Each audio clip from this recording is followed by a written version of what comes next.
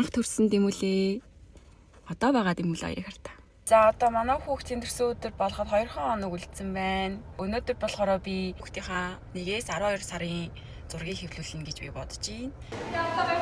Сансын имарт ирчлээ. Инженерийн бутаа студид инженер зураг гаргуулж аваад. Эрэг хартаа. Дэмүлээ 1 сартай байх та. Ямар царай мөдөө үгдвэ. Дэмүлээ 2 сартай байх та. Дэмүлээ 3 сартай байх та. Амар инээж байгаа зү. Хотоо ингэж амар том ангаж инээж исэн үеийнхэн зураг. Дэмүлээ 4 сартай та. Бид хоёр хөдөө 3 сар амьдарч агаад тэгээ хот руу орж ирээд манай хүүхэд ийм ууртай бондгор залуу байсан байна. 5 сартай. Бид хоёр шинэ малгай авчаад ийм зураг авах болсон. Дэмүлээ 6 сартай зураг. Мэрана арилааг байсан байгаа дагаад үсийн анх удаа ингээ 2 удаа боож байгаа юм. Дэмүлээ 7 сартай да. Бид хоёр энэ малгайг сайн өмсөө. Дэмүлээ 9 сартай да.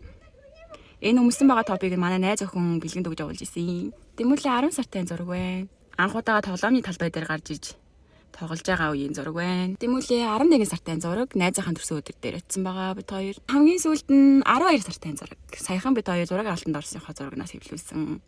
Тэгээ 1 жилийн хугацаанд маш ихэн болсон. Тэр болгонд Дэмүлээ миний хажууд яг байсан. Дэмүлээ л яг намайг ингээд эдгээд ганц хүн маань байсан. Тэгээ бүтэн 1 жил амар хурдан өнгөрсөн байна.